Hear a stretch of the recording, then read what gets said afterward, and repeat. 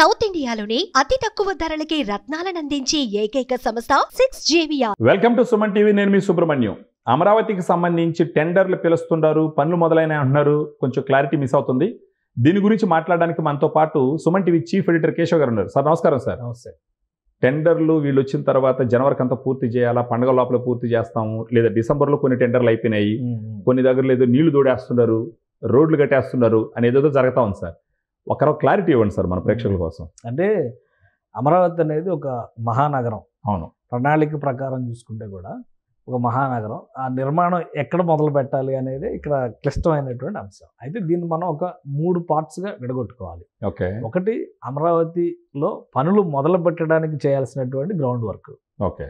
అంటే టెండర్లు పిలవడం, టెండర్లు పిలవడం ఏంటి, అక్కడ మొత్తం క్లీనింగ్ చేయడం, అసలు ముందు అది శుద్ధి చేయడమే పెద్ద ఇది. మునిగిపోయినాయి. తిరుపతి బ్రహ్మోత్సవాలు చేసేటప్పుడు తిరుమల వెంకటేశ్వర స్వామి ఆలయ తిరుమంజనం చేస్తారు. ఓకే. మొత్తం ఆలయం అంతా శుద్ధి చేసి మళ్ళీ ఫ్రెష్ గా స్వామి వారికి అన్ని రెడీ చేసి బ్రహ్మోత్సవాలకు సిద్ధం చేస్తారు. ఆ తరహాలో ఇప్పుడు అమరావతి పరిస్థితి అది. ఓకే. మొత్తం శుద్ధి చేయాల్సినటువంటి పరిస్థితి ఉంది. అందుకే 36 కోట్లు అక్కడ టెండర్ పిలిచి మరి జంగిల్ క్లియరెన్స్కే పనులు పెట్టారు. అంటే మనం అర్థం చేసుకోవచ్చు.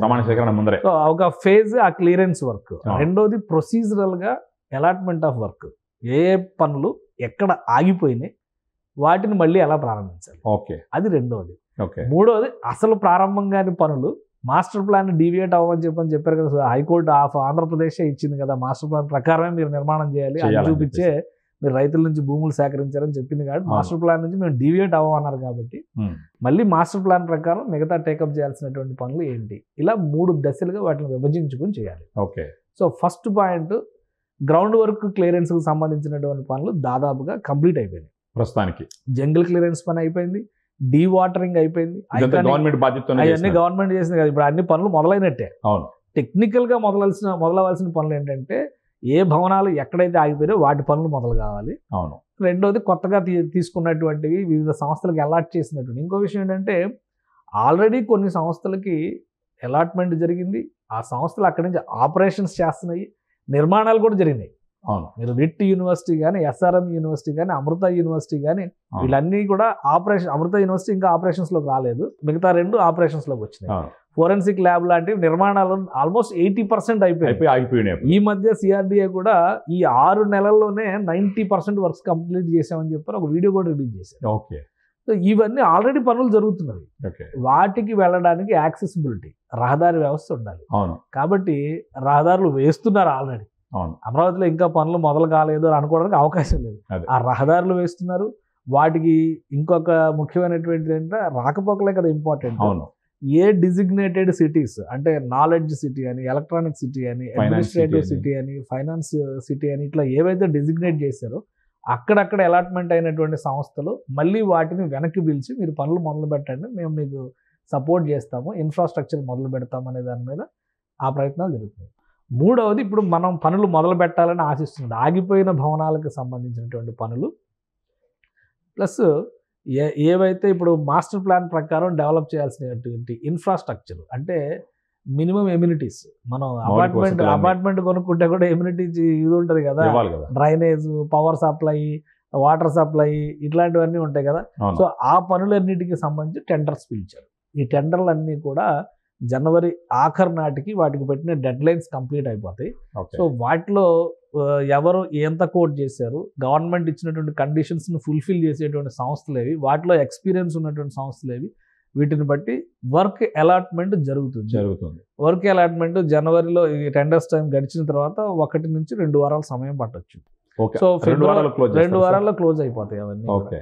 కొత్తగా టేకప్ చేసేటువంటి ప్రాజెక్టులు కొంత సమయం పట్టొచ్చు. బట్ ఈ ఆగిపోయిన పనులు, మధ్యలో ఆగిపోయిన పనులకు అన్నిటికీ క్లియరెన్స్ వచ్చేస్తుంది. రహదారులకు సంబంధించి ఆల్రెడీ కొంత ప్రాసెస్ జరుగుతుంది కాబట్టి మిగిలిన వాటికి సంబంధించినవి కూడా వస్తాయి. మిగతా ఆగిపోయినటువంటి కొత్తగా టేకప్ చేయాల్సినటువంటి పనులు, ఈ ఆగిపోయిన పనులు కాకుండా కొత్తగా టేకప్ చేయాల్సిన వాటికి సంబంధించినటువంటివి ఫర్దర్గా వచ్చేటువంటి అవకాశం ఉంటుంది. సో ఇవాళ మినిస్టర్ నారాయణ గారు కూడా అమరావతి ప్రాంతాన్ని సందర్శించారు. రివ్యూ లాగా ఒకసారి మొత్తం రివ్యూ చేశారు. ఐకానిక్ భవన సముదాయాలు ఇప్పుడు అక్కడ 5 బ్లాకుల్లో కడుతున్నారు. ఒకటి, మీరు ఒక విషయం చూడండి, అక్కడ అసెంబ్లీ భవనాన్ని 250 మీటర్ల ఎత్తులో నిర్మాణం చేయాలనేది మాస్టర్ ప్లాన్ ప్రణాళిక. అంటే 4 కిలోమీటర్ ఇంచుమించు 250 మీటర్ల ఎత్తులోకి మీరు టూరిస్టులను అక్కడ తీసుకెళ్ళాలి. అక్కడ నుంచి చూస్తే, పైనుంచి చూస్తే ఈఫిల్ టవర్ ఇప్పుడు మనం చాలా ఎక్కుతాం కదా, ఈఫిల్ టవర్ కావచ్చు, తర్వాత స్టాట్యూ ఆఫ్ లిబర్టీ కావచ్చు, ఎక్కితే సిటీ అంతా కనపడదు. అసలు యాక్చువల్ కాన్సెప్టే అది.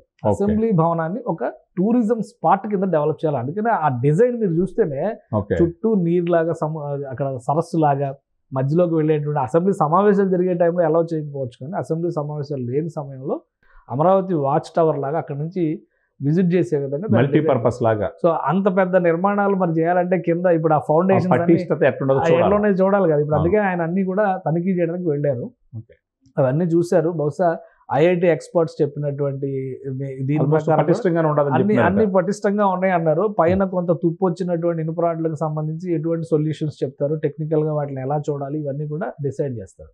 మొత్తం 5 HOD టవర్స్లో 40-50 అంతస్తుల ప్రణాళికలో 1,03,00,000 చదరపు అడుగుల వైశాల్యంలో నిర్మాణం జరుగుతుంది. అన్ని కలిపి ఓకే. అంటే 1,00,00,000 SFT డెవలప్మెంట్ అంటే మరి ఎంత వర్క్ ఉంటుంది. 1,00,00,000 SFT మొత్తం ఆ HOD భవనాలు కానీ, సెక్రటేరియట్ భవనాలు కానీ, వీటన్నిటికి సంబంధించి, అలానే జడ్జిల బంగ్లాలకు సంబంధించినటువంటి పనులు, హైకోర్టు పర్మనెంట్ బిల్డింగ్కి సంబంధించినటువంటి పనులు. సో ఇవన్నీ కూడా స్క్రూటినీ చేసి పెట్టుకున్నారు.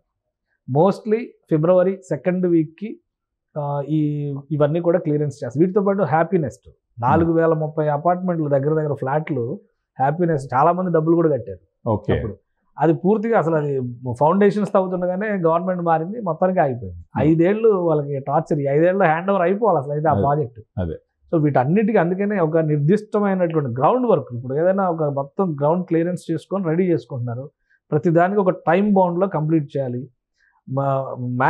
మినిమం 9 నెలల నుంచి మాక్సిమం 3 సంవత్సరాల స్పాన్. ఓకే. అంటే ఇప్పుడు 90% కంప్లీట్ అయి ఉన్నటువంటి all India service officers apartments లాంటివి వాటికి 9 నెలల్లో పూర్తి. 9 నెలలు కూడా ఎందుకు, వాటికి వెళ్ళేటువంటి యాక్సిస్ రహదారులు, infrastructure, drainage, water supply, 24 hours power supply, ఇవన్నిటి కోసం 9 months. లోపల ఇంటీరియర్ వర్క్స్ 2 నెలల్లో 3 నెలల్లో కంప్లీట్ అయిపోతుంది. ఎందుకంటే అంత రెడీ టు ఆక్యుపై లా తయారైనటువంటి బిల్డింగ్స్ అవి. సో అందుకని మినిమం 9 months నుంచి 3 years టైం స్పాన్ పెట్టుకున్నారు. ఈ 3 years ఈ రోజు ఫౌండేషన్ వేసి మొదలు పెట్టేటువంటి బిల్డింగ్ 3 years కావచ్చు, బట్ సగంలో ఉన్నాయి అనేది మీరు చూస్తూ ఉండండి. 6 నెలల తర్వాత, ఇది జనవరి మాసం, ఆగస్టు సెప్టెంబర్ తర్వాత చాలా భవనాలు అమరావతి ప్రాంతంలో ప్రారంభోత్సవానికి సిద్ధమవుతాయి.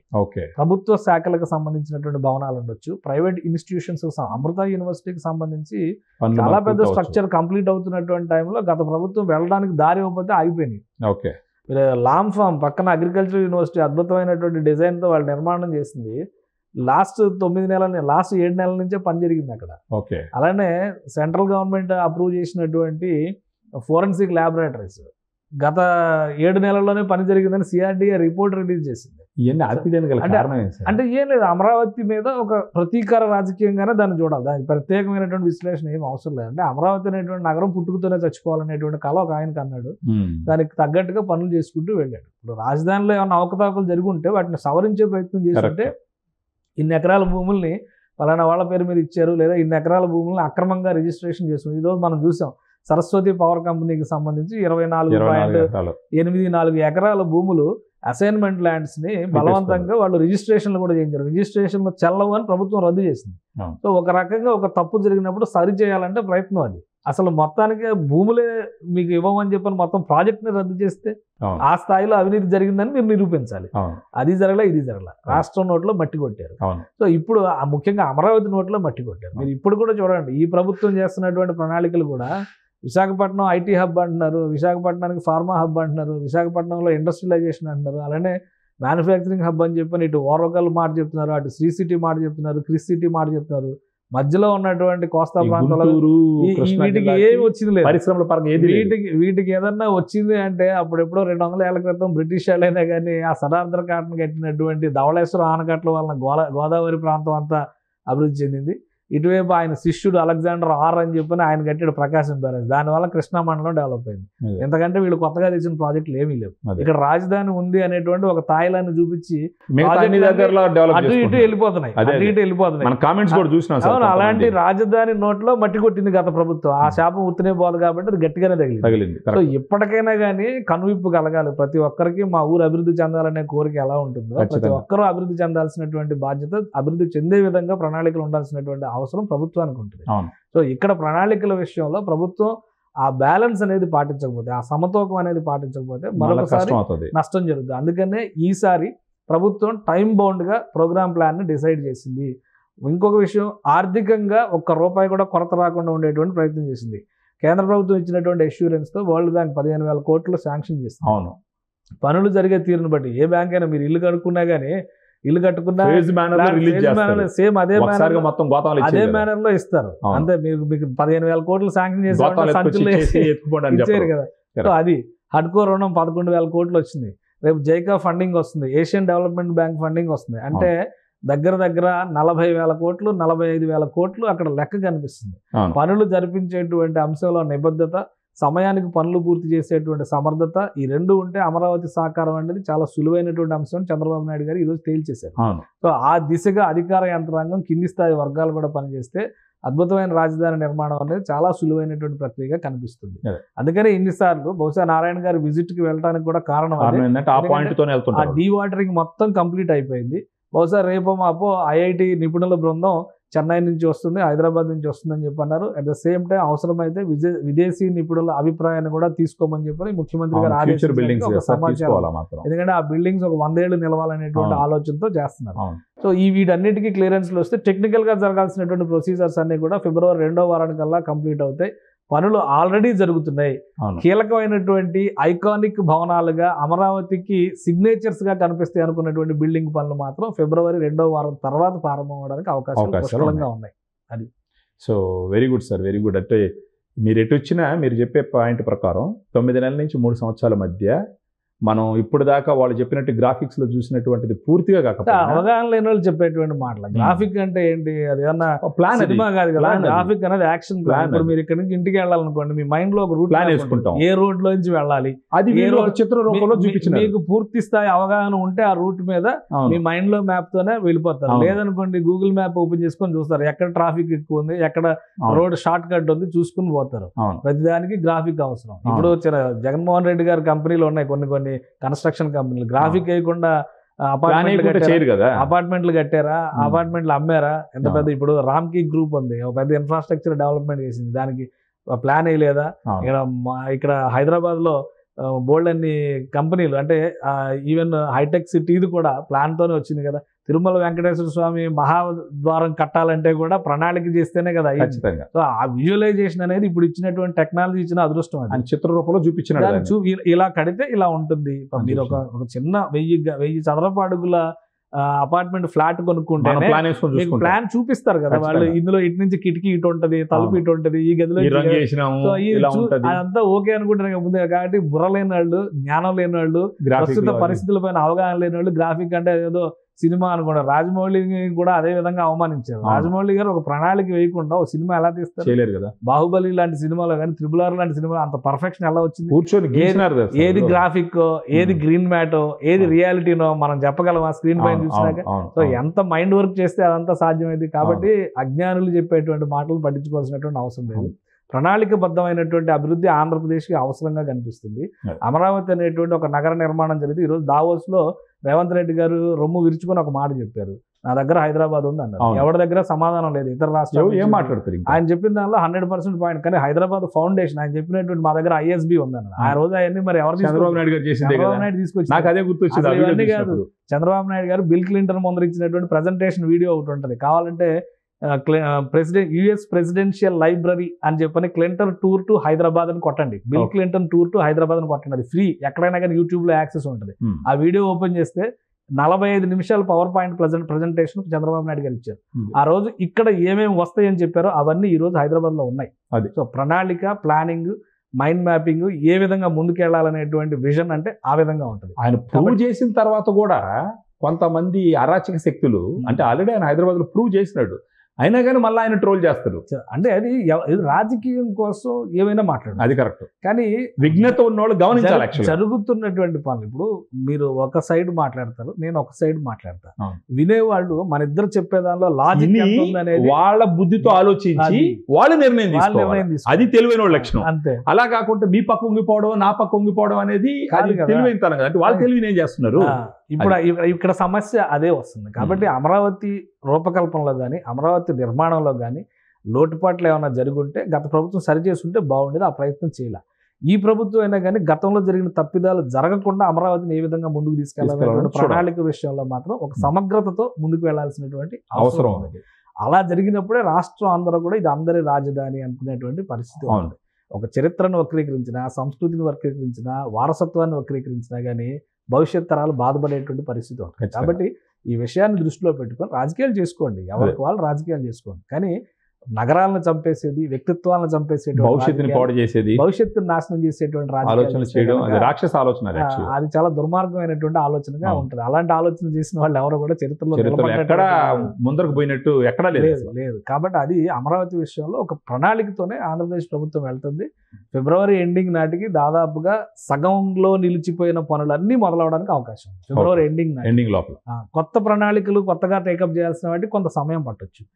ఆల్రెడీ ఆన్ గోయింగ్ ప్రాజెక్ట్స్ కూడా చాలా నడుస్తున్నాయి అమరావతిలో. అవ్వకపోతే ఇప్పుడు 4 నెలల్లో పవర్ ప్లాంట్స్ ఎట్లా ఓపెన్ చేస్తారు, విద్యుత్ సబ్ స్టేషన్స్ ఎట్లా ఓపెన్ చేస్తారు, uninterrupted power supply 16 sub stations ఎలా ఓపెన్ చేస్తారు. సో ఒక ప్రణాళిక ప్రకారం ముందుకు వెళ్తున్నారు. అందులో ఎలాంటి ఢోకా లేదు. రాబోయేటువంటి రోజుల్లో కేంద్ర ప్రభుత్వ సహకారం, ఈరోజు కేంద్రాన్ని విజ్ఞప్తి చేసి బడ్జెట్లో రిక్వెస్ట్లు చేసినటువంటి వాటి మన బడ్జెట్ అలాట్మెంట్స్ అఫీషియల్గా కనుక కేంద్ర ప్రభుత్వం చేస్తే అమరావతిని అడ్డుకునేటువంటి దమ్ము ధైర్యం ఇంక ఎవరికి ఉండదు. ఎలాంటి అవకతవకలు జరగకుండా నిష్పక్షపాతంగా పారదర్శకంగా నిఖార్సుగా నిర్మాణ పనులు కనుక ముందుకెళ్తే మనం ఏడాదిన్నరలో స్పష్టమైనటువంటి అమరావతి నగర స్వరూపాన్ని చూస్తానికి అవకాశం ఉంటుంది. Thank you sir, thank you. So విన్నారు కదా, ఇప్పుడున్న ప్రభుత్వం చాలా చిత్తశుద్ధితో చాలా పట్టుదలతో సెంట్రల్ గవర్నమెంట్ సపోర్ట్తో అతి తొందరలో అమరావతి నిర్మాణం అనేది సాకారం అవుతుందని చెప్పేసి కేశవ్ గారు చెప్తున్నారు. సో ప్రతి ఒక్కరూ గర్వంగా ఫీల్ అవ్వాల్సినటువంటి ఒక విషయం అమరావతి నిర్మాణం, ఆంధ్రప్రదేశ్ భవిష్యత్తు. So keep watching. Thank you so much. Suman టీవీలో మీ పర్సనల్ అండ్ బిజినెస్ ప్రమోషన్స్ కోసం కింది నెంబర్కి కాంటాక్ట్ చేయండి.